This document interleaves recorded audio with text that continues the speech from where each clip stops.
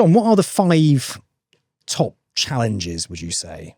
I would say timing, both in terms of the amount of time you've got to get through that syllabus, which is quite complex and quite detailed. And you're coming across a couple of areas there as well, in things like taxation of trusts and residence and domicile, real specialist areas that you've not touched on yet in any of the previous exams. So you're kind of starting them cold in RO3.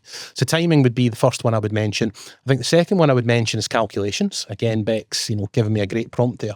That in this particular exam, it's not so much the breadth of the calculations, it's the depth. Another one is the misuse of practice questions. Now, what I mean by the misuse of practice questions is that there does tend to be that focus, or too much focus, on what you score in those practice questions. When I'll be honest, the only score that really matters is the score that you get on the day. The purpose of those practice questions is to help you, see the material in a different way, test your understanding of what you've learned up to that point, and give you a prompt to then go back into the materials and fill the gaps. So again, it's not so much about, looking at whether or not you're shooting the lights out with the scores in those tests. It's about using them in the right way to then, enhance the learning, and using those questions almost as another learning tool rather than being this, this pot of gold at the end of the rainbow, so to speak. So I think, the use of practice questions and what you should be doing with those, I think, is another obstacle. And then finally, I would say dominant learning style.